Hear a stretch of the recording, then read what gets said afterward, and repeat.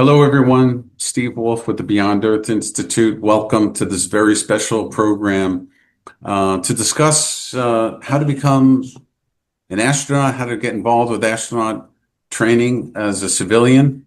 We're going to be talking about my wonderful experience and the Beyond Earth partnership with Space Station in this program. We have assembled here some of the team members that helped to put Space Station on, make it really an incredible program. For me, this is really a way for me to share my experience, the team of the Space Station with you, who they are, a little bit about what this program is about, why Beyond Earth is partnering with them, and to give you really a taste of this, and really invite you to consider this kind of engagement. I think for me, I spend most of my time doing space policy, looking at the issues that are being shaped in Washington and in space programs around the world. But there's a bit of a distance for folks like me that are, we're not always at the launch site.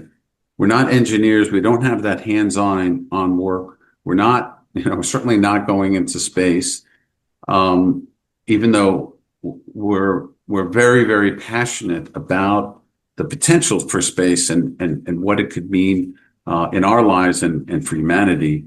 So to have the opportunity to engage in a real experience that is very close to what it is like to have an experience that an astronaut would have is a way of deepening, I guess, my sense of connection to the space domain, the potential for human expansion into space. That's why I was so excited when my good friend Kalle had approached me, and we had been talking about the potential for for a partnership, and how Space Station and Beyond Earth could join together in a special program. I was really happy to do that. And in a minute, I'm going to introduce Kalle. He's going to talk about his program and so forth. But just briefly, we created an opportunity for folks that are within the Beyond Earth community to participate in a Space Station experience at a particular discount, right? So more people can have this experience. So maybe with that, I'm going to introduce Kalle. And I do have a little one here with me. You may hear some some sounds, but so Kalle, there he is. So Kalle, you and I met, I think, close to 10 years ago, and when Space Station was first founded, it was under a different iteration at the time.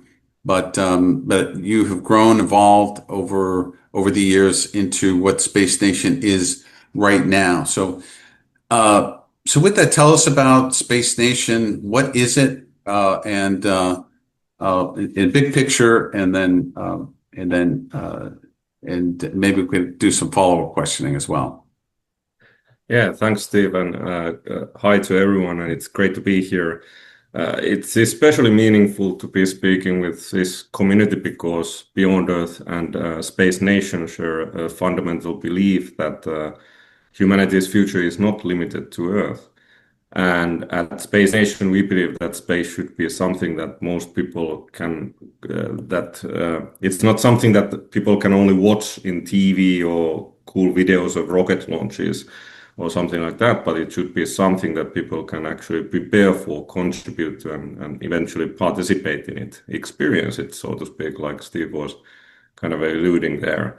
And especially with the Beyond Earth Institute, if you think about that, like we've talked with you, Steve, early on, that you do the space policy and try to remove obstacles in the policy side that make that future on the moon, Mars, or new continent, so to speak, happen, whether it's industrial operations or building those new communities there. And we kind of do that side in practice to a certain extent, and try to give people the training and experience already having that future, living that future. So that idea is kind of a heart of the Space Nation, and not to take like to the history of Space Nation too much. That's for separate webinar perhaps, but we do it with missions like the Moon Pioneers mission, which is now tailored as well for the Beyond Earth Institute community. And in essence, it's about space exploration training for whether you are a future astronaut, want to become an astronaut in the future, and especially that commercial future that we are seeing in the next 5 to 15 years from now, let's say. Or if you want an entry point to the industry, or if you are already in the industry and want certain kind of an acceleration in your current career there. And whatever you do after the mission, the leadership training and the personal growth that you get out of it will be beneficial already. In addition to, of course, being in that unforgettable adventure, living that future already. That's great, and I'll tell you, I had such a wonderful experience. It really, and I should make it clear that this is I'm just coming off of my experience with the Space Nation Moon Pioneer mission a couple of weeks ago, and it was really did exceed my expectations. I have to say, I mean, I had high expectations, but it really went above and beyond, and I think that was because of the professionalism, the attention to detail. And I use this term, but it was sometimes what is not can help to explain what it is, what it is much as anything else. But it is not a space camp. That was sort of my reaction. This is really a true leadership development and team collaboration experience, as much as learning about the science of being on the lunar surface and engaging in an intense mission. Kalle, should we show a video of this? We do have a short video, and Yeah. I think that'll just sort of also help to bring this all together.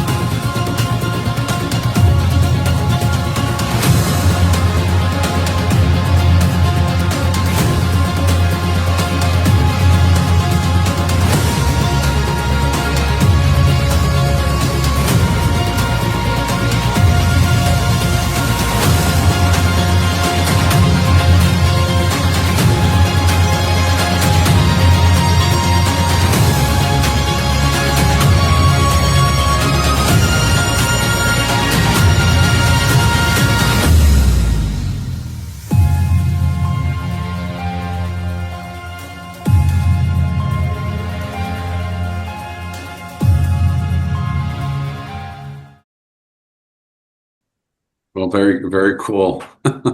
So you saw what I liked about the video is that you show these people getting ready to go on this mission. So talk a little bit about, talk a little bit about the mission. I see that it's in Midland, Texas. Why Midland, Texas? And a little bit more about what people can expect to prepare and what to expect when they get there. Yeah, sure. So Midland, of course, like and West Texas.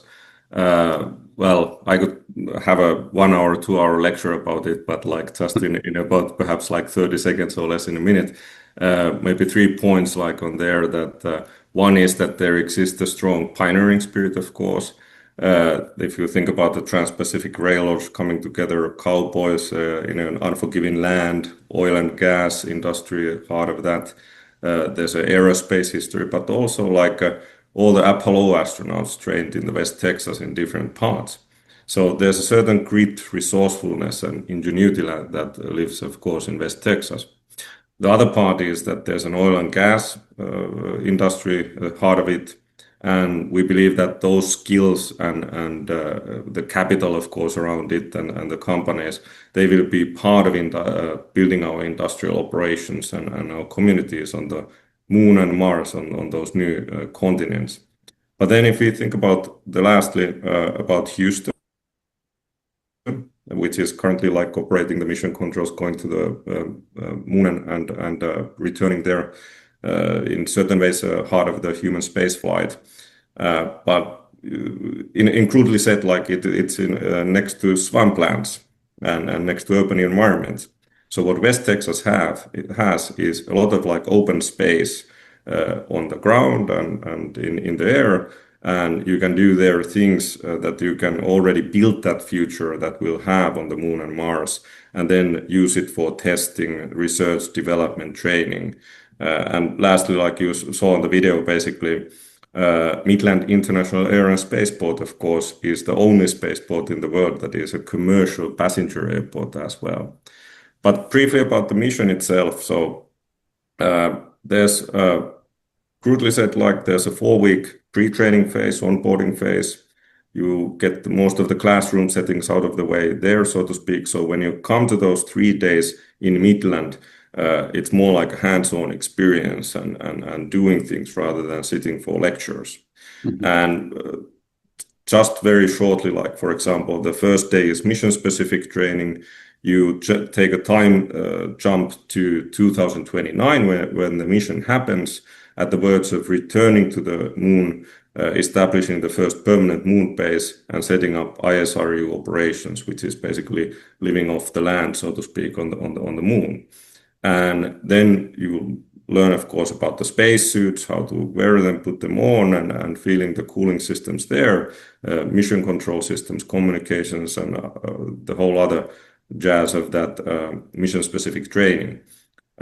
Then the second day is the simulation day, where we throw you in the mission control with your crew roles, with your fellow crew members, and also to the moon base, and you get to experience both ways basically. And the pressure is real. I can't spoil the experience. It's like a movie, so I'm not gonna say what happens there. Let's just say that things don't always go as planned. The third day, the mission isn't yet over, of course. It's a return to Earth day and ties in the experience and gives a broader view about humanity's expansion to space and how we build those communities beyond Earth. So that kind of a nutshell, combining that astronaut training with astronaut, having that leadership training, personal growth, and that experience with a big E. Like we aim to make it as a cinematic experience as possible. So Well, I have that's to, in a nutshell. Well, yeah, no, nutshell, really. I tell you, just rebounding off a couple of things you said, you know, the lead up to the experience, a very robust sort of intake experience, trying to understand who we are, what our goals are, what our interests are, just a little bit of psychological, you know, evaluation. You know, I thought that was very made it authentic, right? I really felt engaged and I was already invested, right, by going through that process, which wasn't a huge amount of time, but it did take some time to, and you did have to think about a lot of those questions you were asking. The experience itself coming in there, you talk about, you know, missions not always going the way they're supposed to, you know, so we had a little experience of that. Some of, you know, it's, and I think it's interesting, and I hope I'm not giving anything away, but the way you kind of roll with, there's certain things that are planned and certain things actually that just by the nature of the mission, just things go a little bit, in ways that nobody expected to, and we as the crew, were adjusting in real time, and it made it really just made for a very exciting experience. And you mentioned the folks that are involved with the missions are very important. Your team are very important. So and I want to start to bring them in. Before I do that, we do want to take questions. We're going to do that through the chat field. So anyone has any questions, feel free at any time to put questions in the chat field. We'll try to take those as we go. But right now, I think really I want to bring in Terry Virts, who is an important member of the Space Nation team. And he himself is a decorated two-time NASA astronaut. So very critical to add a high degree of authenticity to and real world knowledge to the development of the Space Nation experience. So let me chat a little bit with let me see what just happened here. Jonah. Oh. Yeah. So let me just chat a little bit with you, Terry. How are you, sir? It's wonderful. Thank you for joining this call. We had when they said that astronaut Terry Virt was going to be part of this mission, I said, okay, he's going to show up and talk for he's going to show up and he's going to talk for, give us a half hour, wonderful talk like he always does.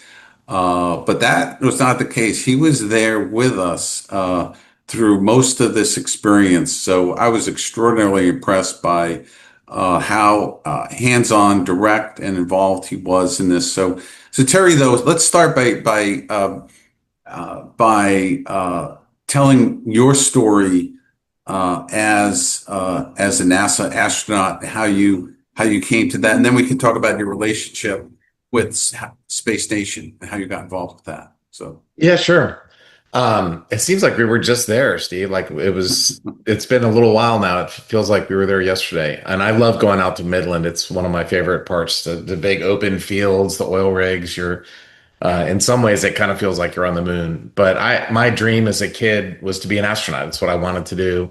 I grew up with posters of the original all-white Columbia space shuttle. And it was what I wanted to do. So I was one of the very fortunate people who actually got to do their childhood dream. And I could talk about being in space, as you heard me talk for quite a while in Midland. I could talk all day about just seeing our planet. I mean, it is a beautiful planet. I could talk all day about float. There you go. Yep. I love that. I did a Substack about the Artemis space photography. It was pretty cool. My Substack this week, well, I just did one today, but I did one about hurricanes since we're getting into hurricane season. But anyway, I could talk about all the space stuff, floating, seeing the planet is awesome. But what's interesting to me now, I do a lot of speaking and corporate consulting, and a lot of the lessons that I learned in space transfer down here on Earth, how to be a teammate, how to build a crew, training, most importantly, debriefing. Like a lot of people, a lot of companies, a lot of marriages don't have feedback. Like if you can learn how to debrief properly, it can just help your life down here on the planet. So it was surprising for me. A lot of lessons that I learned in space apply here on Earth, and I write about those in my Substacks, but also just your own personal development, how to live your life, a perspective to have. I made a short film called Cosmic Perspective, and how to apply those things to your work, any teams you're on professionally. There's a lot of things that apply from space to us down here on Earth. And that's really what this mission is about. It's about, simulating what it's like on the moon, what kind of things you would be doing on the moon. But it's really about working together as a crew, as a team. It's about those soft and fuzzy skills, as we used to say. And it's an amazing experience. I mean, there's a lot of very valuable, very applicable things from my 7 months in space as commander of the station down here on Earth. Mhm. And Terry, one thing I found that very interesting about you and your experience is that you took more photos on the ISS than anyone else, and that you are yourself quite a talented photographer. So we got a chance to see some of your remarkable images while we were there. And so and now how did you come to connect with Space Nation? Was this how did that evolve? Yeah, I met Kalle, I guess it was last year. Another one of my astronaut classmates also does these programs. And he introduced us and he said, "Hey, Terry, so Kalle has a couple of different astronauts who work these programs because they happen fairly often. Hmm. And we have a connection also because Kalle is Finnish. I lived in Finland as a kid, and so we know we have that connection from Finland. Hmm. The happiest place on earth, other than Disney World, I guess. But so it's been a lot of fun to get to know the whole, not only Kalle, but the whole team. Yeah. Morgan, Alex, and others. It's a really cool team they have. Okay. Well, that's great. I think with that, why don't we'll circle back around to you, Terry, to bring Alex Arthur into the discussion here. So Alex Arthur is the head of mission leadership and crew development for Space Nation. He is himself a very impressive individual with a impressive military background and leadership. So tell us, Alex, a little bit about your personal journey and how you arrived at and your role at Space Nation. Yeah, absolutely. Yeah, it was just kind of something that luck brought us together. We had a mutual connection that put us in contact. And at the time, I had been working in leadership development and organizational development in the corporate world. And that's essentially, where you help organizations and teams develop some of those skills that they need to get from where they are now to where they want to be. And then it all really started from my military background as well. That foundation, those fundamentals, being in the U.S. Army Special Forces, it's just something that really, it was a passion of mine. I brought it with me. I developed it, and I had been doing it for a handful of years when I came across Space Nation, and they had this excellent opportunity to come out and focus on, developing those crew competencies, both as individuals and as part of the team. So being able to focus and develop some of these exercises that we run the teams through, and then give them that constructive feedback on how they can improve and give it so it's more sustainable and something that they can stick with. That's just been, it's been an absolute pleasure for me to be able to come out there and do that for each mission.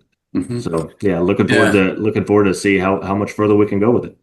Yeah, I was very impressed by you, Alex, by certainly going over leadership fundamentals, always important, and communication and how to work together.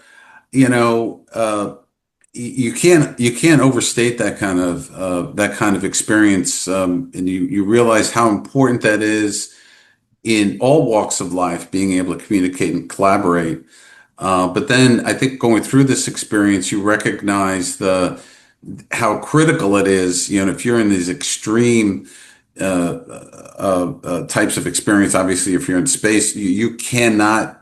There's no margin for error, right? So you really got that point across. I have to say, I came away from this experience, and this goes back to what Terry was saying. I came away from this experience thinking and sort of approaching different challenges based on the things that you guys taught us.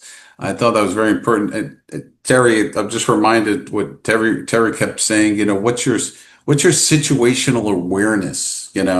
You're in the weeds, and you kept saying, you got to not get lost in the weeds, right? When you're working on a problem. And Terry kept talking about, and you too, Alex, what's your situational awareness?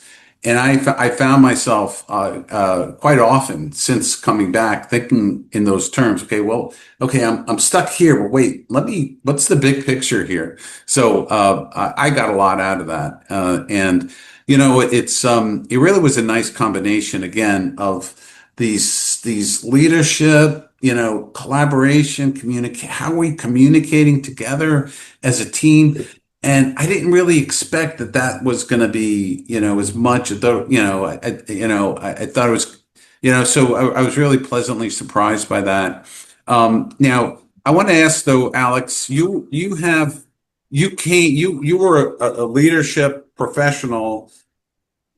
Is there anything particularly unique to working with a moon mission simulation that might be different from what you'd seen before? I guess probably the main difference would be the fact that, and it really adds ultimately to the experience, is the fact that these moon pioneers, they come together. They don't know each other. They haven't had time to work together just like you would at a firm or organization. So they're fresh, and before you even have a chance to get fully acclimated to one another, you're thrown right into it. And that's kind of by design. It really adds to it, and I think that you get much more out of it because of that. It's a lot easier if you have the time to understand each other's personalities, their character traits. You can figure out who you can work with, how to communicate with them. It just makes it much simpler to facilitate depending on the project that you're working with. So the fact that you don't really have that opportunity and you're just kind of thrust right into the organized chaos, as we call it, I think that really just adds to the experience, because that's the point. You come and my focus is, it's great to reinforce or solidify the things that you're doing well, but we also want to make sure that we focus on the things that, hey, these are where the cracks are starting to form. So you have an opportunity to develop those skills and develop those perspectives and do the things that you need to do to ensure that those don't fail you when it really counts. Mm-hmm. Yeah, no, I really appreciate it.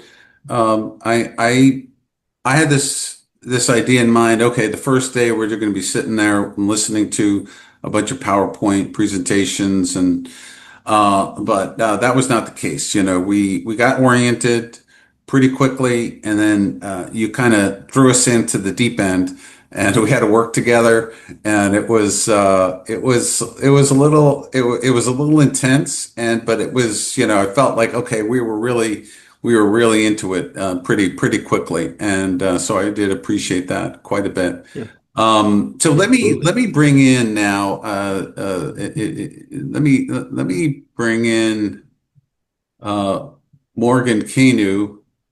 Morgan, I hope I'm pronouncing your last name correctly. Kainu. Kainu. It's another one of those tricky Finnish surnames. Okay.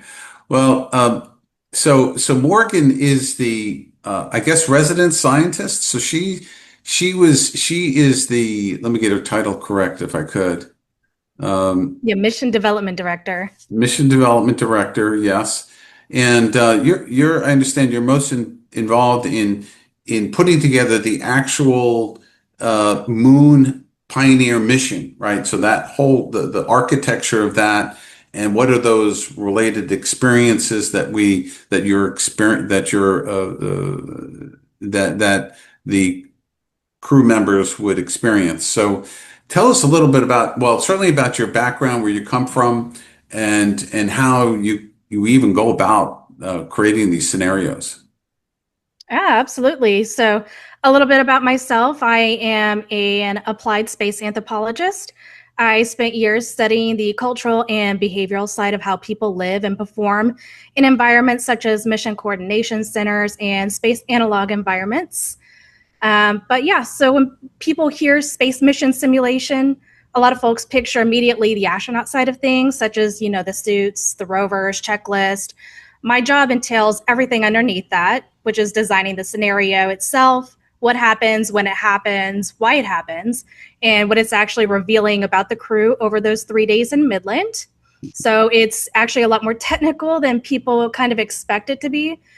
So I can kind of walk you through that here a little bit, but every one of our scenarios starts with a mission flow design. Phase by phase, we'll map it out, what the crew encounters and in what order. We build that structure around a real command hierarchy. So you have a single flight director holding the authority, one Capcom voice communicating with the crew, and dedicated channels for the different streams of information coming in throughout the mission. We're also thoughtful about how we introduce complications along the way. I know Kalle kind of hinted about some of those complications, but a system failure, a communication breakdown, a moment of real-time pressure, every one of those is mapped out against a fixed set of evaluation criteria.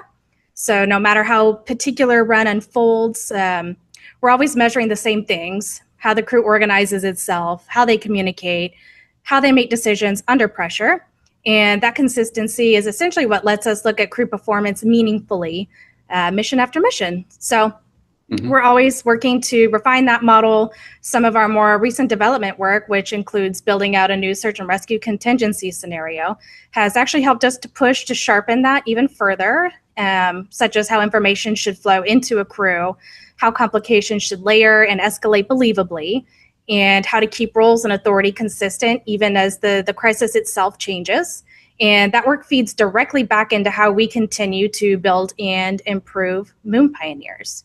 However, none of this is going to work if the crew walks in cold. So before anybody touches a rover or a checklist, the crew members will go through a training module we build alongside the real subject matter experts, such as rover engineers, wilderness and expedition medicine specialists, geography and terrain experts. Each one of our modules is grounded in the actual published research and operational realism. We're intentional about keeping the in-person time hands-on and applied. The theory lives in the pre-training materials people work through beforehand. So they're on-site in Midland, and they're applying that knowledge, not just sitting in yet another lecture. So at the end of the day, what we're really evaluating isn't whether the crew makes the right call. It's really how they reason through the ambiguous high-stakes situations together. But yeah, that's really the heart of Moon Pioneers, and building an experience realistic enough that the decision-making skills people walk away with are genuinely real. Wow, that's great. That's very thorough. And really, it tracks to, again, I mentioned earlier, the pre-event processes you have to go through in these. And I do recall going through those modules and working through that. And there's sort of these, there's this quiz at the end of these modules. I mean, you really want us to really absorb this information. So I really appreciated that. Helped to really prep us quite a bit. So you talk about the actual experience, the actual simulation, and you're monitoring how it's going, right, constantly. Right. What's that process like in terms of okay, now we're going to introduce this? I mean, I imagine it's all sort of real time. You're real time making decisions about what happens when, trying to monitor how the group is working together. How does that, tell us a little bit more how that works. Yeah, so try not to give away too much of the secret sauce, as Kalle likes to call it. But on the backside, we are having conversations and making our observations about the crew and how they're performing. And that kind of sets some triggers and clocks internally for us to provide to the crew and see how they approach it based off of the lessons that we provided you. Yeah, no, I thought, it just all works to make it very authentic. I mean, we did get a chance to put on spacesuits and do spacewalks and things like that, and the sort of fun stuff.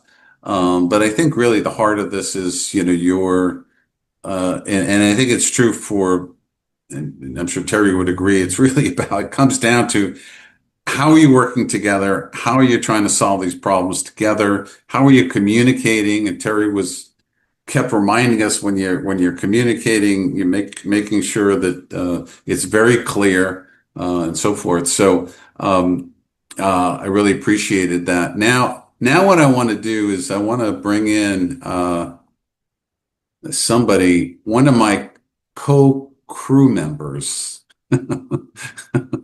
Gabby Juarez. So Gabby, man, we made it through, right? We made it home. We made it home. They gave us a lot of kudos at the end of that, and Gabby, if I could say, she is by introduction, she's an MSN RN, she's an APHN BC. You'll have to explain what that is, but for the County of Los Angeles Department of Health. So she is a health professional, health administrator. So she comes with really, scientific medical knowledge, which I think helped serve us extremely well, and not the least of which just sort of hospital experience, which can get in and of itself can get very intense. Where I think some of us were getting a little frazzled. Gabby kept herself poised and focused. So, so Gabby, tell us a little bit about your background, and then we could talk about the mission. Hello, everybody. Thank you so much for joining. Everyone just calls me Gabby, but Gabriella's fine. I'm only called Gabriella when I'm in trouble. So as Steve mentioned, we both just recently completed the Moon Pioneers Mission 10. We're known as the X-Force.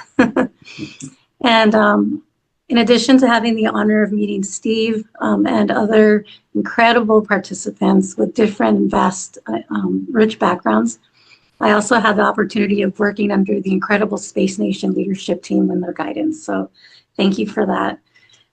So as Steve mentioned, I am a healthcare professional. Been doing it for about 21 years as an RN. I do have my master's in nursing. The APHN is a board certified advanced certification in public health. So that's my current role. I work for nursing administration with nursing informatics, and I also teach for the California State University system as a RN instructor. So previous to that, in public health, I did outbreak management. So, and then in the early years of my nursing career, I worked as a surgical trauma intensive care unit nurse. And the knowledge that I've learned from all of my assimilated experience has carried itself all the way to present day. So just like Terry had mentioned about living out your dreams, I always knew that I wanted to work in a high intensity surgical trauma environment. I'm not sure many kids have that dream, but I made it a reality. And but I also knew I wanted to work in some kind of space related industry or space exploration. So this Moon Pioneers mission, it enriched my life by bringing two of my greatest passions together, and it helped me to assimilate these experiences, and has opened doors for me for the future version of myself. So leading into great. that, Space Nation also allowed me to bridge the gap between that knowledge base that I have, right, as I mentioned, and my love for space specifically. And it confirmed for me the importance of teamwork, respect, commitment, and honoring your own abilities. It also helped me to further develop my leadership skills. Thank you, Alex. Thank you to the team. In both a challenging, but also a very fostering and nurturing environment. So that's very important. So from a very practical standpoint, and not just for this mission, it's always important to take care of yourself physically, emotionally, and mentally. But it definitely does help when you're caught up in situations that are unexpected, just like you would experience in this kind of mission simulation. I returned from this mission with a renewed sense of myself and seeing where I can participate and contribute to space exploration now specifically. So taking care of yourself in these three realms, it's both a mindset and a lifestyle. And of course, you always have to leave room to fully immerse yourself. And above all, you have fun with it. I had a great team. We had immediate camaraderie where we can both be ourselves and learn from each other. And it was also mentioned that having a debriefing is important. So reflection is always good to have in your toolbox with both your team and with yourself. So it's a great way to see what worked and what you can do to keep improving yourself. Yeah. So, Yeah, I agree that made that debriefing aspect. So there's always like there was a pre-mission, and then we did the mission, and there was a debrief. You know, what we could have done better, what we did well, and so forth. I mean, I do think that our team, and of course our crew, I should say, cohered particularly well. I think mainly because there weren't any. I don't think there were any drama people, I want to say drama queens, but there wasn't, folks were, we all were eager to work with each other and help each other. And of course that's ideal, so we had a great crew in that respect. I do want to mention to your point, Gabby, that, different folks came to this mission for different reasons. I mean, there were people there. We had a college student who's on track. He is bound and determined to become an astronaut, and he sees this as being a stepping stone in that process, and he's a practicing a genetic biologist. Is that right? Yes. So, I mean, he's already deep into it, and but other folks are looking to create or expand their opportunities to evolve their career into the space domain in one way or another. And there were a couple of folks, Tony, 75-year-old Tony, who always had an urge to fly in space, and this was his way of, and his family had gifted him this because they knew how passionate he was about space, and it was a way for him to sort of have this kind of experience, and he clearly, he was an engineer, so he had some things, Yeah. some feedback for the team, from an engineering perspective, that from his experience. But I asked him at one point, I said, Tony, did that scratch your itch? And he goes, oh yeah, sure did. So, people will come to this mission and be part of this for different reasons, but quite clearly it can be a stepping stone towards a career in space, a career being an astronaut, sort of and Terry, maybe could tell you, you probably can't have enough experiences to make you viable for that. So with that, let me bring back. Let's get into a conversation. I want to invite people, if you haven't asked questions, go ahead and put them in the chat field. I'm going to start bringing in the team and crew. But I'll start with you, Kalle. Any comments about what you've heard or anything you want to expand on to what's been discussed here? No, I'm just excited to listen it all. Sorry, all, and I realized that I forgot to mention about the mission, the important part that I mentioned, the pre-training phase, and you talked about that, and we talked about a little bit what happens on those 3 days in Midland. But I forgot to mention about the post-mission program. So, Gabby also, sorry, we have yet to schedule with you, Gabby. Excuse me, Gabby, that post-mission call, one-on-one call. So with everyone who comes to the mission, in the next 30 days, we'll basically jump on a call and plan the next step with space. So how they want to leverage basically the mission experience. And it can be like you referenced Michael becoming an astronaut. So what would be the next training parts, or if it's a career in space or whatever that is. And we offer then our support and guidance and help for whether it's a 90-day plan or 6 months or 12 months. Of course, we can't promise the outcomes, but we can promise the support and help, and you as a crew member need to do the heavy lifting there. But that's important for us, that you get a huge outcomes already when you go through the program and in Midland, but then we want to make sure that it translates to new outcomes after the mission as well. So maybe that's a key thing that I wanted to add here. Mhm. Yeah. So we do have a question here. Do the applicants need any preparations before traveling to Midland? And this is from Aisha Mir. Whoever wants to take that. We talked a little bit about preparation, but maybe you can expand on that a little bit. Morgan, maybe you can. Yeah, I'm wondering, I guess I could answer that for Aisha, but as I mentioned, we have those pre-training modules, so that would be required materials before you actually come to Midland on site.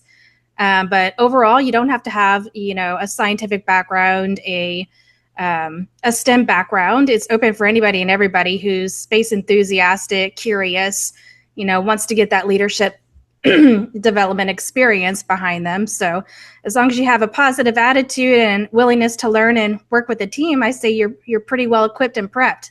Mm-hmm. Okay. Terry, I had another, question for you really about we did have young Michael on our crew who was a little starstruck when he was first trying to talk to you, but you really made him feel real comfortable. And I have to say, when you meet Terry, he's so down to earth, and he's just really just eager to chat with folks. But talk about this particular experience, or this kind of experience for folks that maybe have an interest in seeing what you've seen from beyond the atmosphere. You mean as far as how the lunar mission in Midland, Well, I would say doing a this program can feed into and ultimately becoming an astronaut. Obviously, that's a many step process, and you have to have a lot of different kinds of unique skills. But how does this play into that potentially? No, I think it could be important. I mean, we had, college students who want to be astronauts, and I know Kale's had several folks like that over the years. And something like this gives you a taste, it's a small taste. It's only a few days, but it's still a taste of what it's like to be on a crew, to be doing this challenging mission, to have to deal with, mishaps and things that don't go your way. So it gives you a sense of that, is this something that you want to do? Do you like this? It's also a diverse crew. It's like people come from different backgrounds, and men and women, and old and young. And so I think it really gives folks a chance to see if that's what they want to enjoy. And also your skills, like in terms of teamwork, communication, you get feedback that you're not ever going to get in any other normal situation that people deal with. Situational awareness, we talked about that. Alex talked about that. That's like the most important in life in general. That's a great skill to have. And this is something that you're going to increase your situational awareness because it's training and it's feedback that you just, like I said, you don't get in other situations. So this isn't going to let you, NASA's not going to pick you because you do this, but I think it's good. It's a big help both for yourself individually, and if that's really what you want to do eventually. Mm-hmm, mm-hmm. Great.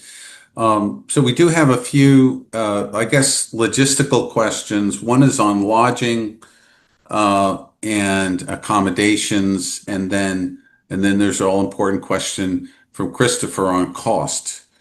Who wants to address that? Or Yeah. Yeah, sure. So I guess Claudine asking, like, can you talk more about the accommodations, lodgings over those 3 days?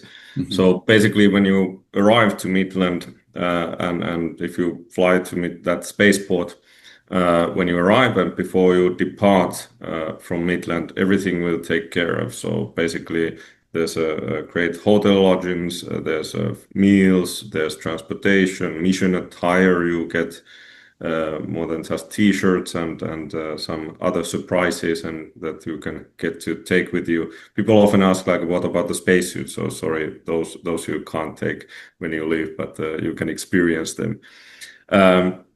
And regarding the cost, so like there's a link in the chat as well, the spacenation.org slash beyond Earth, spacenation.org slash beyond Earth. So using that registration link and also I recommend when you register to mention that you come from Beyond Earth community, then you can schedule a free 15-20 minute long mission discovery call. So on that page, there's more information already. And in practice, we have that great offer for just Beyond Earth Institute folks, which is like $2,500 discount from the retail price, so to speak. But for the whole cost, we actually need you to do some work. So you need to book that mission discovery call. We can of course say that it's like you understand from that discount that it runs in thousands of dollars. And I understand that you might be a little bit frustrated, but that not directly hearing the cost. There's some discount classes that you might otherwise as well be approved. But we kind of like, whether it's Gabby or other members who came to the mission, we value highly that kind of a commitment and leap of faith that you can give then yourself and us that 15-20 minutes time to learn more about the program and if it is for you. So in that process, when you schedule that call and then there's a follow-up call, a longer crew call, you basically, we have three objectives. So one is that you understand exactly what the program is. You got a certain high-level picture here and a kind of a quick rundown. And then, of course, understanding that if this is something that you are looking for and if it benefits for you, and as well as us to understand that if what you are really after, and if we can then serve that and fill your expectations, basically. And if those two things match, there's a fit for the crew selection, then like Gabby or Tony and Michael and others, then we can look like how the enrollment would look like and grabbing a seat, so to speak. So I hope that answers a bit that Sure. question. And all important, there's a link is in the chat field to that form for the Beyond Earth cohort, as we've been calling it. That's coming up September 11th through the 13th. That's the one that we're targeting for sure, but obviously there may be other, that opportunity may not be perfect for you, but that's the one we're targeting as a Beyond Earth cohort. So certainly, hopefully you can participate in that one in particular. There is another question about accessibility. How accessible is the program for folks with disabilities who might have special needs? Who wants to address that one? Maybe Morgan, that's for you, maybe. We're still in the progress of doing a lot of accessibility development. It's a slow roll, but we are identifying areas where we can go ahead and implement those accessibility aspects as part of the program. So stay tuned for a lot of that. We've had a handful of conversations with folks who are requesting to participate and have accessible restrictions. So here's to hoping that we roll that out soon. Okay. So yeah, Aisha, so the date is in there, the Moon Pioneer mission Beyond Earth cohort, September 11th to 13th. So yeah, look forward to that. Let's see. So let's talk a little bit more, Alex.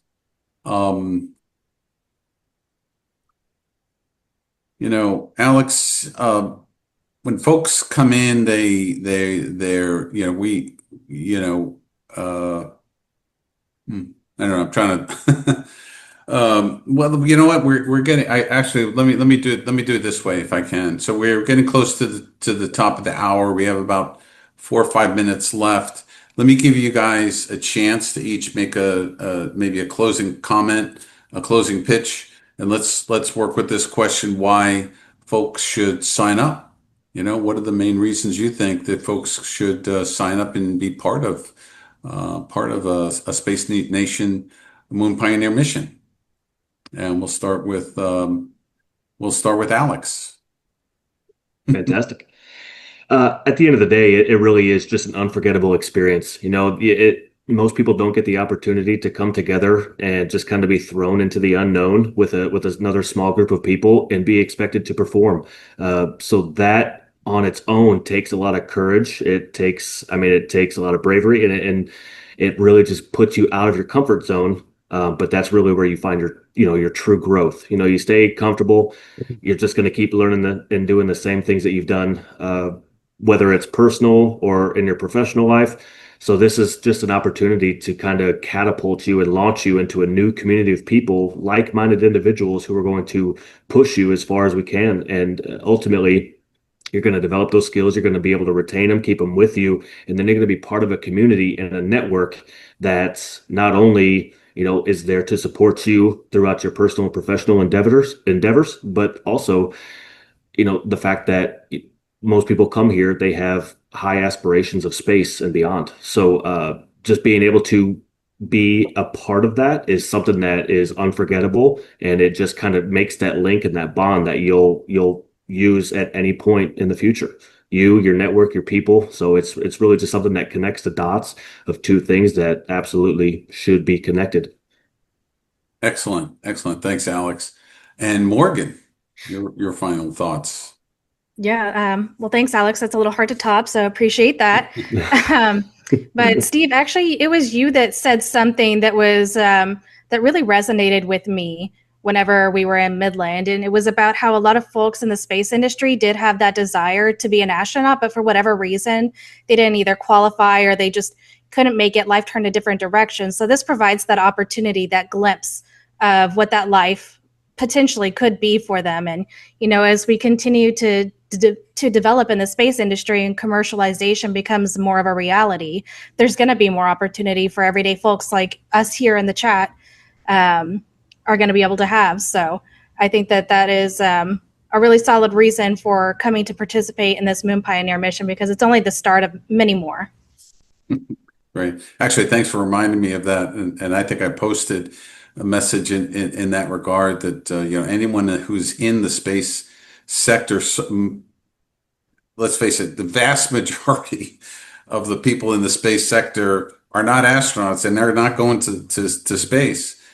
But we're so passionate, and this experience, again, I think I said at the top of the hour, just broadens and deepens my sense of commitment to the sector and the potential for human expansion into space and my part in it, right? So my part is not to be Terry Burt and to be one of the ones to go into space. So maybe I'll go into space someday, but but I have an important part to play though in this, right? Each of us has an important part to play in this. So I feel more enriched for that. So thank you for reminding me of that.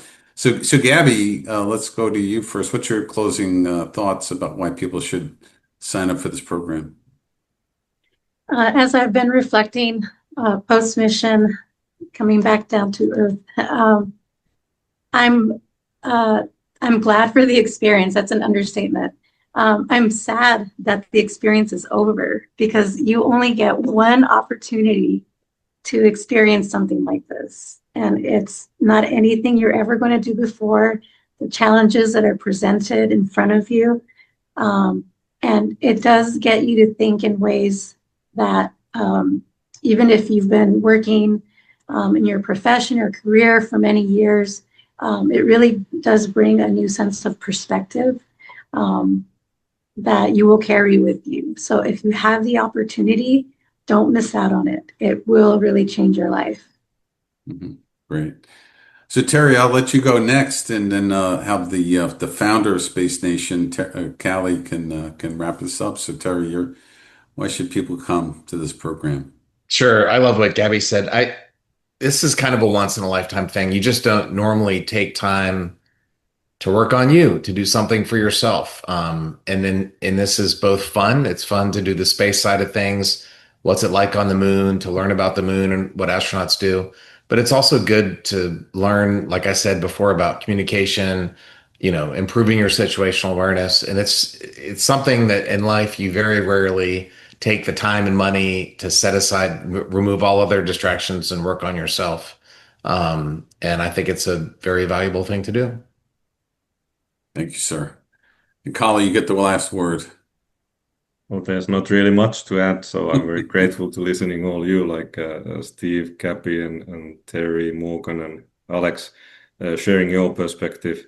Maybe the final thought that I would come back a little bit when you, Steve, were talking about like 2075, that for everyone to know that there's at the most 12 people, so it's and there's usually 8 to 12 people on these missions, so it's a very small crew in that sense, but it makes it intimate. We can make a personalized experience out of it, and the diversity has just been like surprising in a way that from all walks of life, from whether it's these people with PhDs, even NASA employees, or people in the space industry, to people like Gabby that comes totally outside, like the industry, and everything in between, and both age-wise, women, men, and even like different nationalities, cultural backgrounds. But they share the same passion. They come for the mission, and